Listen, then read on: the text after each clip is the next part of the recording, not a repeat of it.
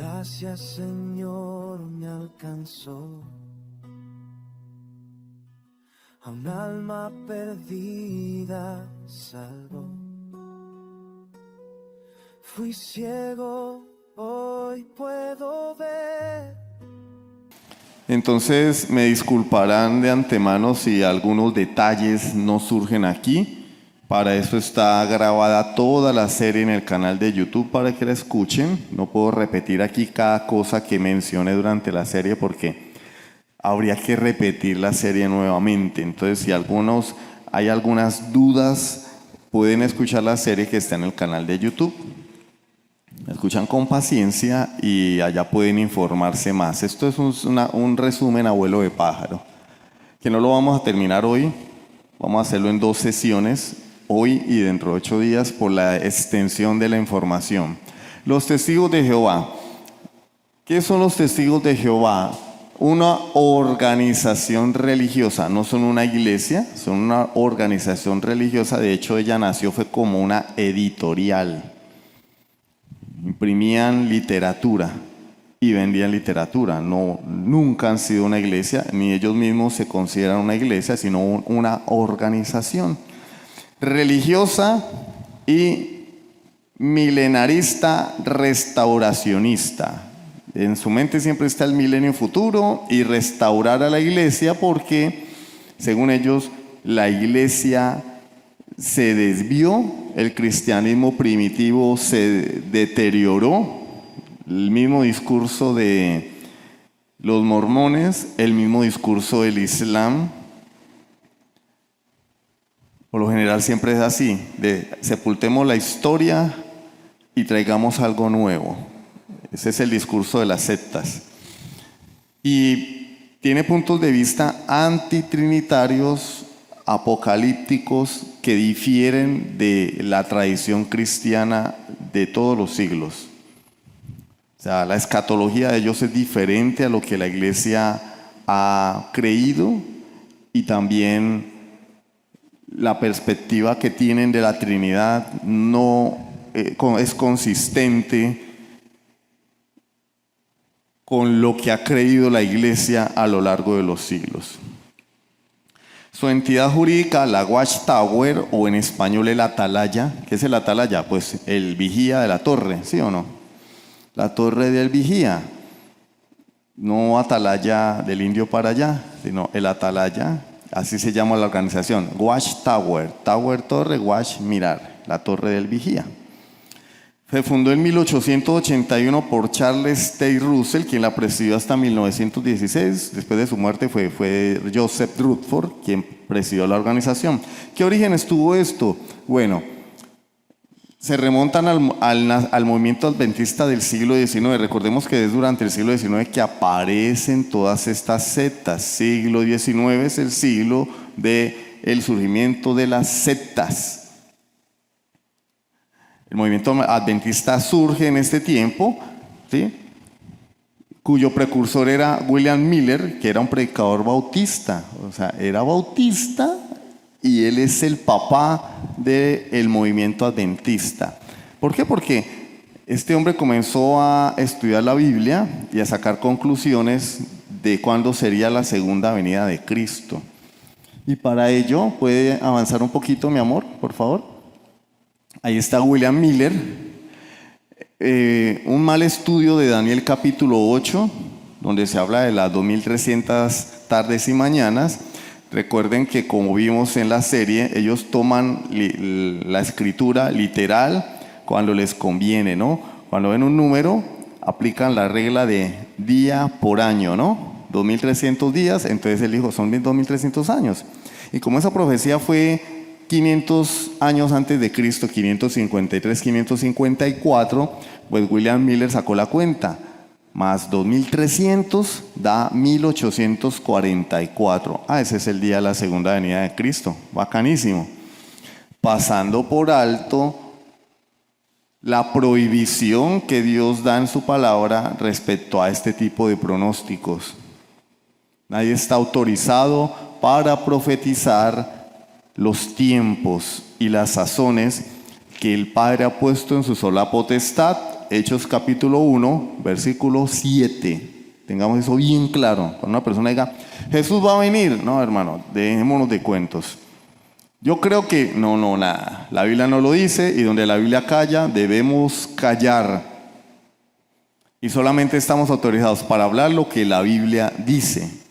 Ese hombre pasó de ser bautista a ser un hereje, William Miller.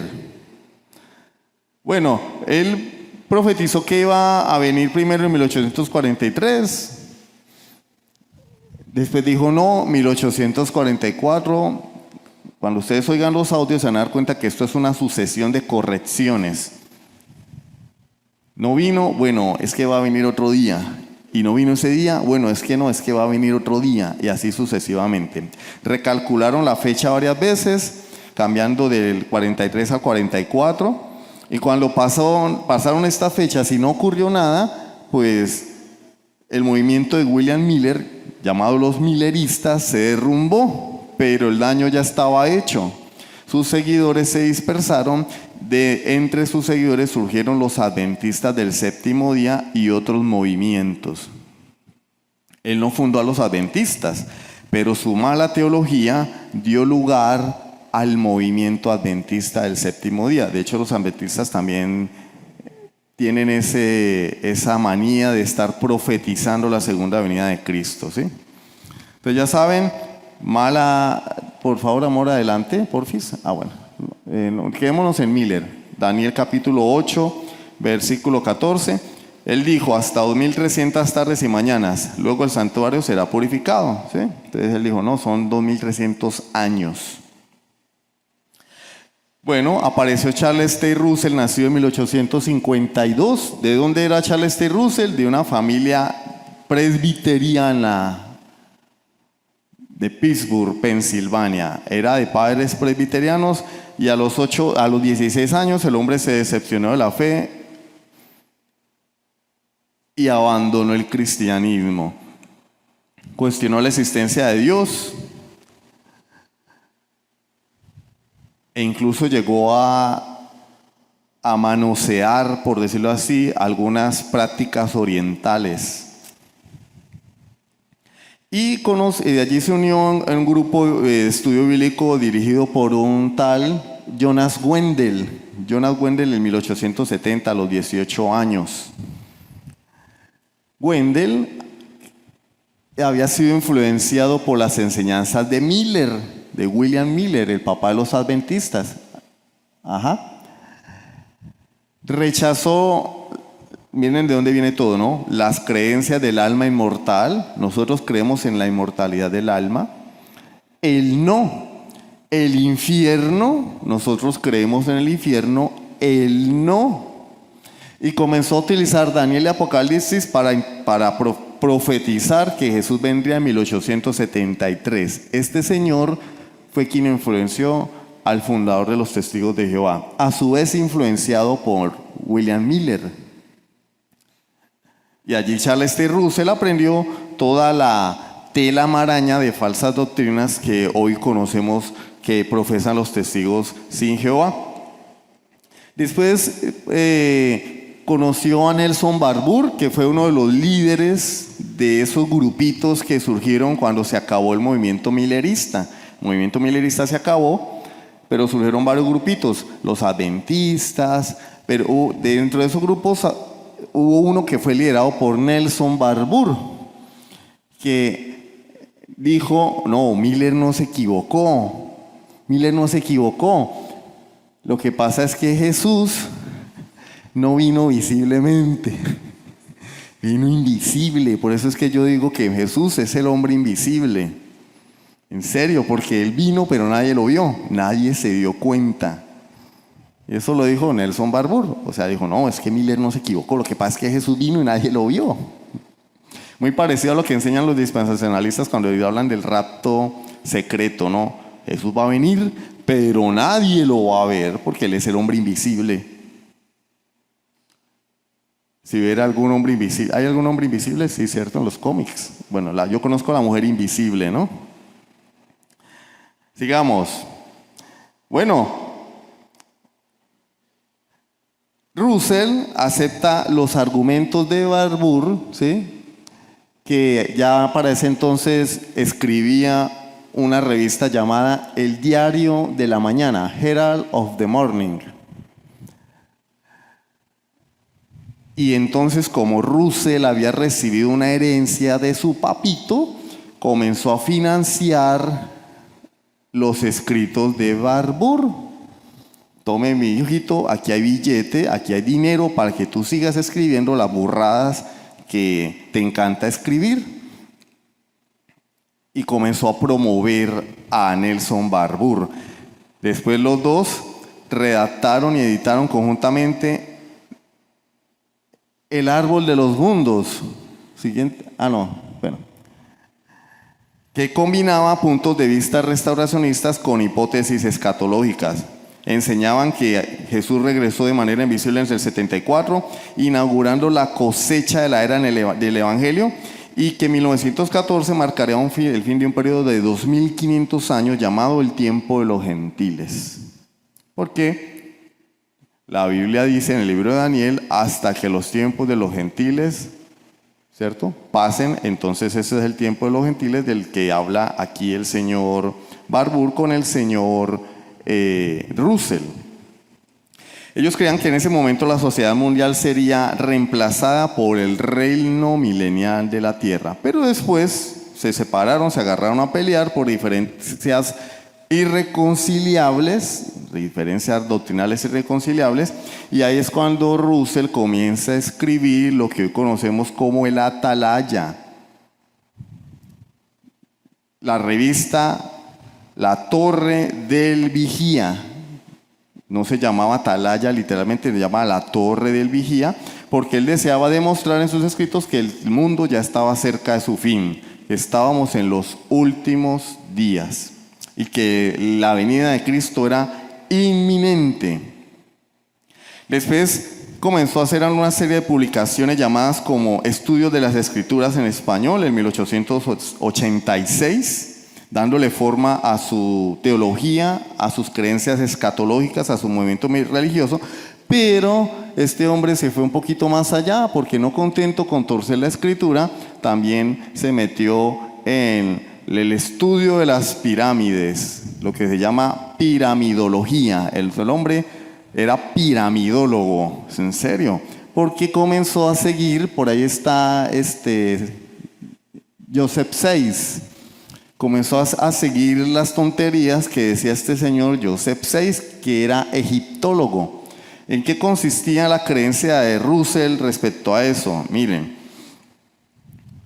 ellos creían que las pirámides habían sido hechas por Dios mismos a través de los ángeles. Les llamaban a las pirámides egipcias la Biblia en piedra, la piedra testigo o profeta de Dios. Y ellos creían que los pasajes de las pirámides, tanto ascendentes como descendentes, representaban conceptos bíblicos escatológicos. Aquí hay una escalera, no, esa escalera significa tal cosa. Aquí hay un pasaje, eso significa esta otra cosa. Que esos pasajes, que cada centímetro de las pirámides hablaban de la ley de Moisés, la muerte de Cristo, el juicio final, la instauración del reino de Dios en la tierra. Cada centímetro para Russell representaba un año de la historia. O sea, el tipo estaba loco de atar, deschavetado completamente. Eso es una reseña histórica ahí a lo flash. Está más detallada en el canal de YouTube. Ahora, ¿qué enseñaba Russell? Enseñaba lo que vimos recientemente con mayor detalle, y es que hay dos pueblos para Dios. Los 144,000 elegidos por Dios, que no se saben quiénes son. Como dice la canción, nadie sabe, nadie supo. Nadie sabe quiénes son los 144,000. Y cuando el movimiento creció tanto, en tiempos de Joseph Rutherford, porque ya el movimiento ya no eran 144,000, eran más, pues dijeron, bueno, pues 144,000 escogidos y los demás son las ovejas o la muchedumbre. Y por eso para ellos hay dos clases de creyentes, entre comillas, ¿sí? 144.000 que van a ser el real sacerdocio con Cristo, y los demás van a ser los sirvientes de ese real sacerdocio. El texto dice, van a ser llevados a la perfección en un plano menor, como el de los ángeles, pero van a ser los sirvientes de los 144.000. Así que si tú y yo no estamos dentro de los 144.000, a lo que más podemos aspirar en el futuro es a ser sirvientes. Así que hay que aprender a barrer, a trapear, a hacer caldo de costilla. De pronto a alguno de ellos les provoca un caldo de costilla y hay que saberlo hacer, ¿cierto? Lavar pañales de pronto por cuestiones de la vida, ¿cierto? Hay que estar preparados para ser parte de las ovejitas y de la muchedumbre, según la teología de ellos, ¿no? Es una locura. Él creía que 1878 marcó la caída de Babilonia, cuando Dios juzgó oficialmente que la cristiandad había resultado infiel. Más pronósticos y más profecías. Creía que el tiempo del fin en Daniel 12 iba de 1799 hasta 1914 y que Cristo había regresado a la tierra en 1874. Y como vimos en los cálculos que hicimos hace unos meses, no llegó en el 74, entonces llegará en el 78. No llegó en el 78, entonces llegará en 1914. No llegó en 1914, llegará en 1925, y el punto es que jamás llegó. Y como jamás llegó, dijeron, no, pues lo que pasa es que él vino fue espiritualmente. Lo que hizo fue que entró al santuario espiritualmente, se movió de un lado del cielo al otro, y eso fue lo que pasó. Para tapar sus incoherencias. Enseñó que el Armagedón comenzó en el 74, que allí culminaría la anarquía mundial, pero después comenzó a enseñar que el Armagedón no comenzó en el 74, sino en el 1914. Sigamos. En el milenio, la parte terrenal del reino de Dios sería administrada desde Jerusalén en una nación restablecida de Israel bajo el control de los antiguos profetas judíos resucitados. Y con el tiempo en el milenio, como yo mencioné la semana pasada o la antepasada, la gente iría resucitando a lo largo del milenio, pero al revés. Empezando por los últimos muertos y finalizando por Adán y Eva. Así que si ustedes quieren conocer a Adán y Eva en el milenio, tienen que esperar hasta el 1000 años que termine el milenio para conocer a Adán y Eva resucitados. Sigamos, porque eso más de lo mismo. Mire, el hombre no era tan bueno como lo pintan. El hombre era... La mujer le pidió divorcio 5 veces, lo denunció por divorcio, pidió el divorcio porque él lo apeló y apeló y apeló. Al final obtuvo el divorcio porque el hombre era una joyita. Y era un estafador, como todos estos movimientos, ¿no? Él vendió trigo milagroso. Un trigo, una variedad de trigo, ¿cierto? Que era inmune a las plagas y se reproducía mucho más rápido. Y los incautos compraban ese trigo carísimo. Fueron estafados a $60 el barril de trigo. Vendió frijoles del milenio, frijoles milenarios. Buenísimo, ¿sí o no? Y también remedios milagrosos que curaban el cáncer, la tifoidea, la apendicitis. La pregunta que yo me hago es, ¿y por qué no siguieron vendiendo eso, cierto? Sí, en lugar de andar por la calle con los libros, vendan la cura del cáncer, y así pues todos seríamos más felices, ¿cierto? Murió el 31 de octubre, el día de las brujitas, ¿sí? Será porque el hombre era un demonio. De 1916 en Pampa, Texas, durante un viaje de predicación por todo el país. El hombre tenía tanto dinero que fue pionero en la producción de películas. Hizo una película sobre la creación del hombre. Bueno, 10 años después, durante los 10 años siguientes, la Watchtower dijo que él era el mensajero de la Odisea, que él era el siervo fiel y sabio de Mateo 24:45, nada más y nada menos, ¿no? El mensajero de la Odisea. Después de eso vino quien lo sucedió en la dirección de la organización, el cuerpo gobernante Joseph Franklin Rutherford, conocido como el juez Rutherford porque efectivamente él fue juez. Él era un hombre más estricto, dogmático, autoritario, casi que eliminó el cuerpo gobernante para él gobernar él solo. Estuvo preso acusado de conspiración, de conspirar contra el gobierno de Estados Unidos. Eso allá es muy delicado, ¿no? Petro la sacó barata, pero él no, ahí lo metieron preso, ¿sí? Y cuando salió de la cárcel, los seguidores dijeron que él era uno de los 2 testigos del Apocalipsis. Pero lo que pasa es que los 2 testigos de Apocalipsis lo mataron. A él no lo mataron, él salió fue de la cárcel, ¿no? Pero bueno, ahí la gente alucina muchas cosas, ¿cierto? Condenó la celebración de los cumpleaños, por eso es que ellos no celebran cumpleaños. No celebran cumpleaños porque él condenó la celebración de la Navidad, el saludo a las banderas y a los himnos nacionales. Y él fue el promotor de la idea de que nuestro Señor Jesús no murió en una cruz, sino que murió en un palo, en un tronco, en un madero. Por eso ustedes ven en los libros de ellos que Jesús no está crucificado, Jesús está atado a un palo. Esa fue idea de Joseph Rutherford. Y él fue el que le dio nombre a la organización. Hasta ese momento la organización no se llamaba Los Testigos de Jehová, se llamaba la Watchtower, la Torre del Vigía. Él fue el que le puso Los Testigos de Jehová basado en Isaías 43:10. ¿Qué dice Isaías 43:10? Vosotros sois mis testigos, dice Jehová, y mi siervo que yo escogí para que me conozcáis y creáis y entendáis que yo mismo antes de mí no fue formado Dios ni lo será después de mí. Pero la parte que ellos usan es la primera. Vosotros sois mis testigos de Jehová, pero de otro, no el de la Biblia, porque el de la Biblia no tiene nada que ver con lo que ellos enseñan. Ahora bien, pasemos rápidamente a lo que creen los testigos de Jehová. ¿Qué creen los testigos de Jehová? O mejor, testigos sin Jehová. 1, el nombre de Dios. Ellos le llaman Jehová. Efectivamente, Él se llama Jehová. Pero aún en el Nuevo Testamento de ellos aparece el nombre de Jehová, cuando en las versiones griegas no aparece Jehová ni una sola vez en el Nuevo Testamento.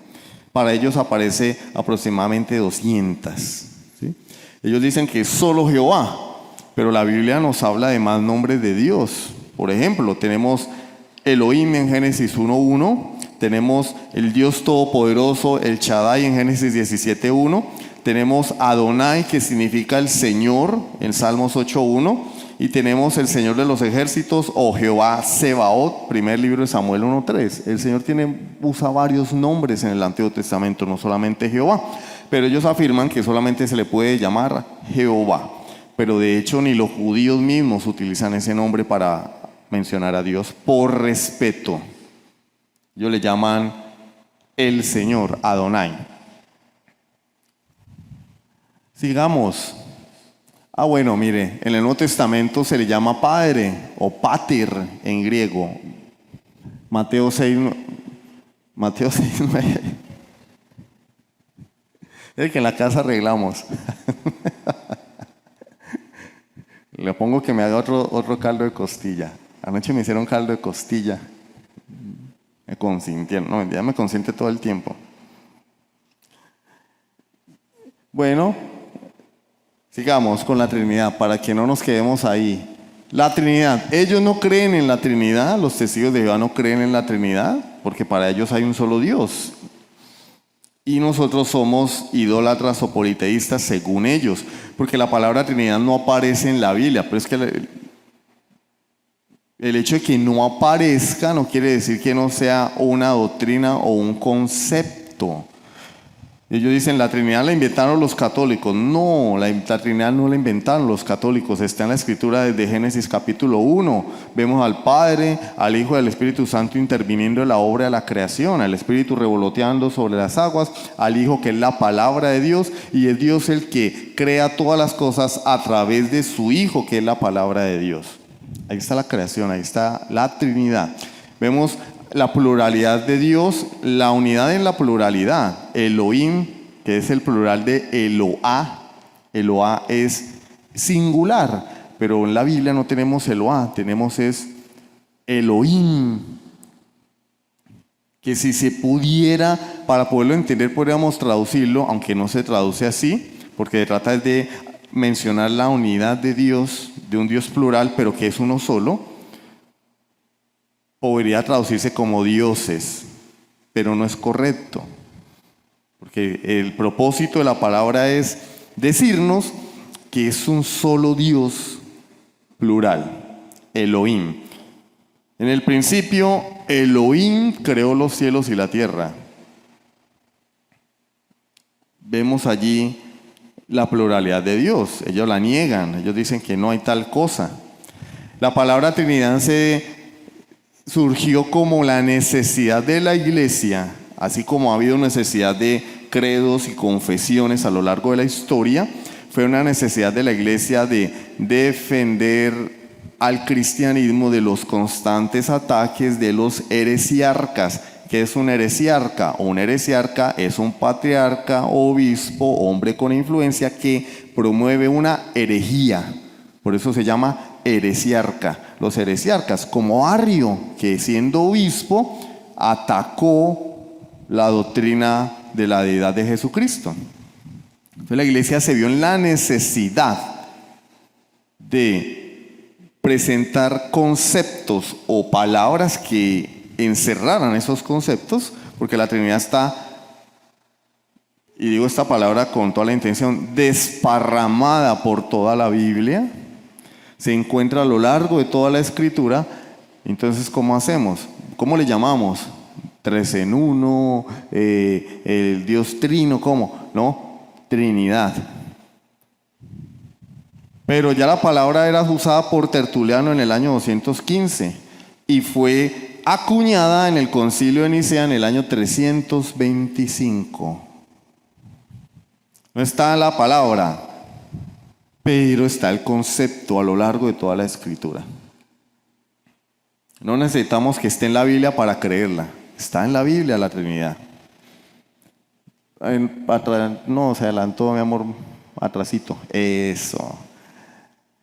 ¿Qué tenemos en Mateo 3, 16 y 17 en el Nuevo Testamento? El Antiguo Testamento habla de la Trinidad. ¿Quieren saberlo? Bueno, ahí están los audios para que los oigan. Pero en el Nuevo Testamento tenemos la Trinidad revelada de una manera más clara, y cuando nuestro Señor fue bautizado en Mateo 3, 16 al 17, lo que nos dice la historia relatada por Mateo es que el Señor vino al agua. ¿Quién? El Hijo encarnado. Descendió el Espíritu Santo sobre él en forma corporal como de paloma, y se oyó una voz de los cielos, del Padre, porque si no hubiera sido el Padre, no hubiera dicho: este es mi Hijo amado en quien tengo complacencia. Entonces ahí vemos a la Trinidad. O si no hubiera sido la payasada más grande del mundo, que Dios no fuese trino y hubiera hecho toda esa presentación hollywoodesca, ¿no? Pero eso es lo que enseñan los modalistas. Los modalistas piensan que es una sola persona, pero que cambia de disfraz. A veces es el Padre, a veces es el Hijo y a veces es el Espíritu Santo, dependiendo del lugar a donde lo inviten. Y se cambia el disfraz. No, son tres personas diferentes, un solo Dios verdadero, como dice el catolicismo romano. No porque ellos lo digan es un error. Nosotros lo que decimos es que son tres personas diferentes o subsistencias que tienen la misma esencia, naturaleza o substancia. Y esa es la doctrina de la Trinidad. Y la Biblia lo indica. Mateo 28, 19 dice en la gran comisión: por tanto, y haced discípulos a todas las naciones, bautizándolos ¿cómo? En el nombre del Padre, del Hijo y del Espíritu Santo, enseñándoles que guarden todas las cosas que yo os he mandado, y aquí yo estoy con vosotros todos los días hasta el fin del mundo. Ahí lo dice claro: Padre, Hijo, Espíritu Santo. Segunda a los Corintios 13, 14. Ese lo saben, Génesis. La gracia de nuestro Señor Jesucristo, el amor de Dios el Padre, la comunión del Espíritu sean con todos vosotros. Porque Pablo se tomaría la molestia de desglosar al Dios uno en tres, ¿cierto? Según ellos sería como partir a Dios No, no está partiendo a Dios. Está nombrando a las tres personas de la Trinidad para bendecir a la iglesia. Tercero, la doctrina del Espíritu Santo. Ellos no creen que el Espíritu Santo sea Dios. Para ellos el Espíritu Santo es una fuerza como en Star Wars. Ustedes han visto Star Wars, que la fuerza, Luke, que la fuerza te acompañe. Bueno, tiene que ver la Génesis, es buena. Todas las últimas, no, las últimas son un desastre, pero las 6 primeras son muy buenas. Y piensan que es una fuerza como la corriente eléctrica, pero resulta que la corriente eléctrica es un fenómeno de la naturaleza, no es una persona. El Espíritu Santo es Dios. ¿Por qué? ¿Por qué razón? Dijo Diomedes. Bueno, Hechos 5 del 3 al 4, cuando Ananías y Zafira se roban los diezmos, ¿cierto? Así es que dice el texto, que cayeron muertos porque no le entregaron al apóstol todo el billete que tenían. No, cayeron muertos porque le mintieron al Espíritu Santo. Y nos lo relata Lucas en el libro de Hechos. Recordemos que Lucas fue el que escribió Hechos, no lo escribió Pablo. Aunque Pablo seguramente le dio mucha información a Lucas. De hecho hay una película de la vida de Pablo muy buena que les recomiendo que la vean, donde se ve esto. Hechos capítulo 5, versículos 3 y 4, y ahí vemos la comparación. En el versículo 3, Pedro le dice a Ananías, Ananías, ¿por qué llenó Satanás tu corazón para que mintieses al Espíritu Santo? ¿A quién le mintió Ananías? Al Espíritu Santo, ¿cierto? Si estuviera solamente ese versículo, diríamos, bueno, les compro que pues vamos a ver de pronto, ¿no? Pero resulta que es que uno no le puede mentir a la corriente eléctrica ni al viento. Le estás diciendo mentiras al viento. No, uno le miente a una persona. Le mintió al Espíritu Santo. Versículo 5. Versículo 4, perdón. Reteniéndola no sé qué te quedaba a ti, vendida no estaba en tu poder. ¿Por qué pusiste esto en tu corazón? No has mentido a los hombres, sino ¿a quién? A Dios. Y el testigo de Jehová diría, Pedro, ponte de acuerdo. Al fin, ¿a quién le mentí? ¿Al Espíritu Santo o a Dios? Y la respuesta es al mismo, porque el Espíritu Santo es Dios. Este es un pasaje que muestra claramente la divinidad del Espíritu Santo. Él es Dios. El que le miente al Espíritu Santo le está mintiendo a Dios, porque el Espíritu Santo es Dios. Siguiente, amor. El Espíritu Santo es una persona, tiene intelecto, Juan 14, 26, anoten los textos, bueno, tiene emociones. El Espíritu Santo tiene intelecto porque Jesús dijo, Él nos enseñará, Él nos guiará, Él nos va a hacer todas las cosas que nos enseñó Jesús, Él nos va a recordar, Él tiene intelecto. Él tiene emociones porque puede ser contristado. Pablo dice en Efesios 4:30 que no debemos contristar al Espíritu Santo. La corriente eléctrica usted nunca la va a ver triste, ni al viento, ni la luz. Son fenómenos físico-químicos de la naturaleza. Pero el Espíritu es una persona, por eso puede enseñar y puede ponerse triste, y por esto también puede ponerse gozoso y contento. Tiene voluntad. Primera a los Corintios 12:11 nos dice que el Espíritu Santo reparte los dones a los que les piden el don de lenguas. Los pone a hablar en lenguas, ¿cierto? A balbucear cosas que nadie entiende, que se las inventaron por allá. No, reparte los dones como Él quiere. Él reparte los dones como Él quiere. La corriente eléctrica no quiere nada. Yo solamente presiono el botón y a correr electrones. Porque la corriente eléctrica son electrones excitados. No estoy hablando de sexo para que el pastor está hablando. No, es la excitación, es cuando los electrones comienzan a moverse, a saltar de átomo en átomo. Eso es lo que genera la corriente eléctrica. ¿Sí?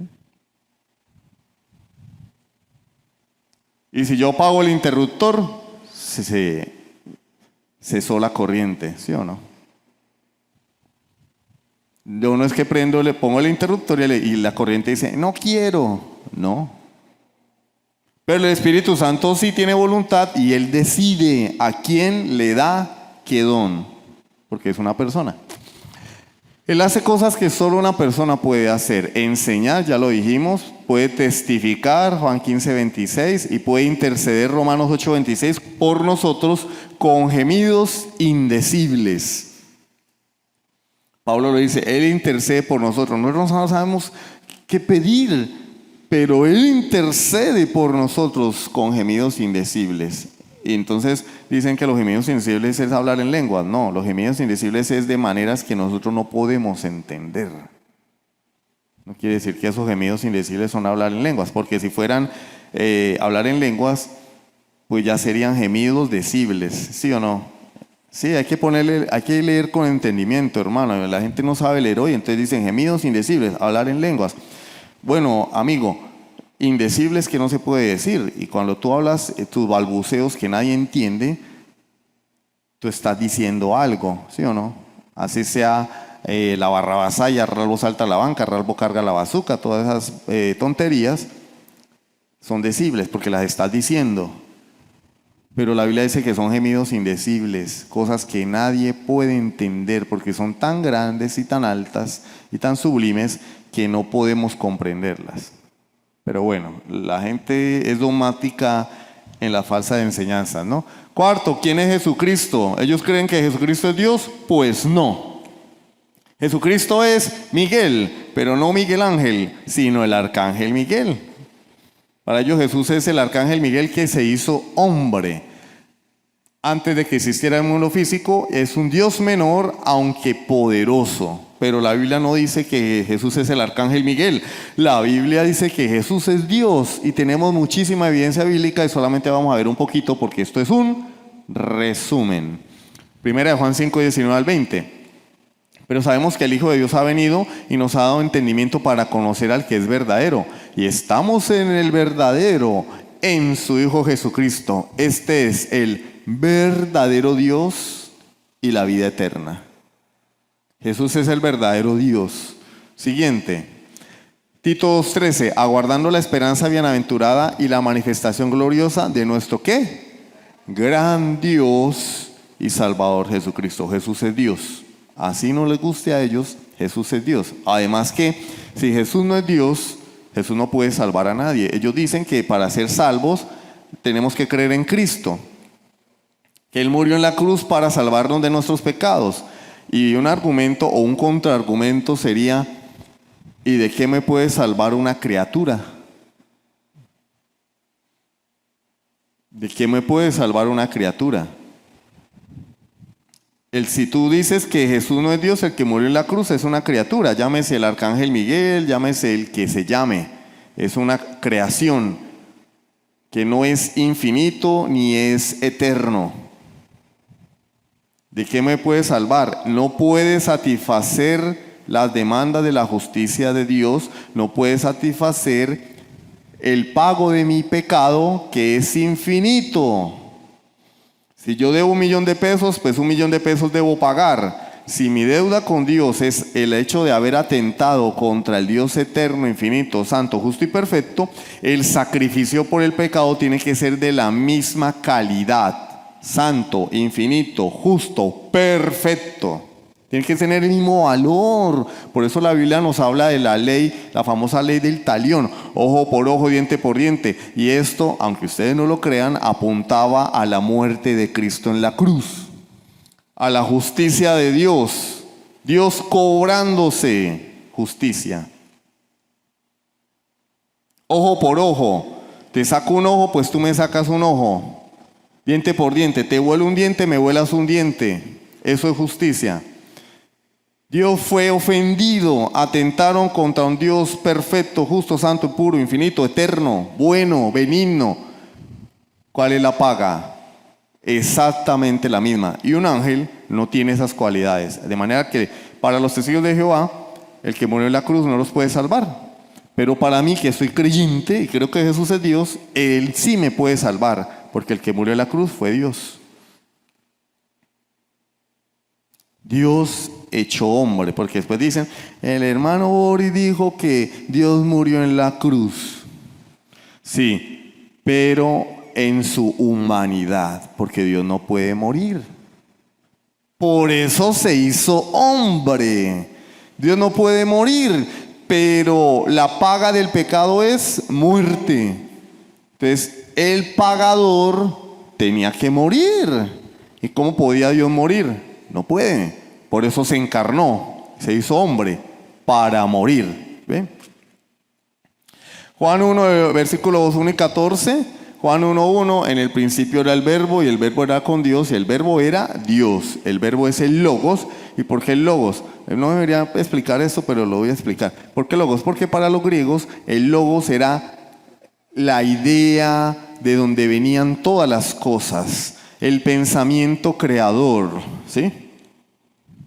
Yo creo que los griegos de pronto en sus tiempos libres se ponían a tomar algunas cosas raras. No, él es de la idea de donde vienen todas las cosas, el pensamiento creador, y eso le llamaron logos. Y Pablo les dice, pues el logo, Pablo no, Juan, el logo del que hablan ustedes es el eterno Hijo de Dios, de quien provienen todas las cosas. Y por eso utiliza la palabra logos, que se traduce literalmente como verbo o palabra. ¿Ve? Juan lo hizo con una intención. El versículo 14. Y el verbo se hizo carne, y vimos su gloria, gloria como el unigénito del Padre, lleno de gracia y de verdad. ¿Sí dice así? Perdón, me comí un pedazo. El verbo se hizo carne y habitó entre nosotros, tabernaculizó, puso su tienda, puso su tabernáculo, vivió entre nosotros. Y vimos su gloria, gloria como el unigénito del Padre, lleno de gracia y verdad. El verbo que es Dios, del versículo 1, se hizo hombre. Siguiente, amor, por favor. La encarnación. ¿Ya se acabó el tiempo? ¿Sí? Bueno, para que no puedan llegar a casa a hacer el caldo de costilla, vamos a dejar hasta ahí por hoy. Sí, faltan 5 para las 8. La semana que viene terminamos con las doctrinas, las conclusiones, para que podamos llevarnos una idea de por qué es importante saber estas cosas. No es solamente conocimiento intelectual, ¿sí? No es solamente saber. Esto también tiene implicaciones prácticas para nuestras vidas. ¿Listo? Entonces, vamos a dejar hasta ahí por hoy. La semana que viene veremos la encarnación, la resurrección, la segunda venida de Cristo, el infierno, la inmortalidad del alma, la salvación por la fe en Jesucristo. Y hablaremos de la Biblia, los testigos de Jehová. Pero eso va a ser así, abuelo de pájaro, porque es un resumen. Vamos a orar. Padre de la gloria, te damos gracias por tu palabra. Gracias, Señor, porque tú no has dejado a tu iglesia desamparada. Tú lo dijiste, yo edificaré a mi iglesia y las puertas de el Hades no prevalecerán contra ella. Tú sostienes a tu iglesia, Señor, y hoy en día podemos disfrutar y gozar del cumplimiento de esa promesa. A lo largo de la historia, cuando tu promesa parecía que iba a ser truncada, tú siempre, Señor, levantabas hombres de Dios, levantabas a tu pueblo. Cuando Cristo murió en la cruz, pareciera que hubiese sido el fin de todo, pero no era el fin, porque Él resucitó. Y de igual manera, a lo largo de la historia, tu iglesia ha sido atacada, tu iglesia ha sido perseguida, pero tú la has levantado.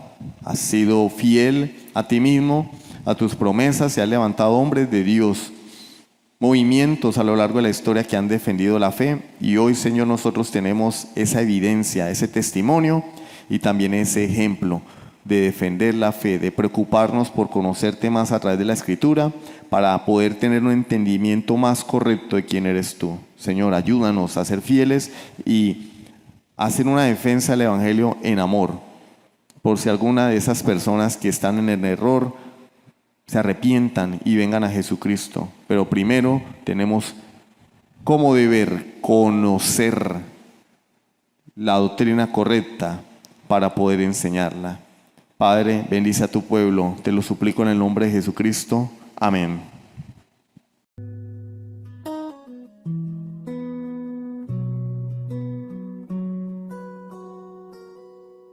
Tu gracia, Señor, me alcanzó. A un alma perdida salvó. Fui ciego, hoy puedo ver.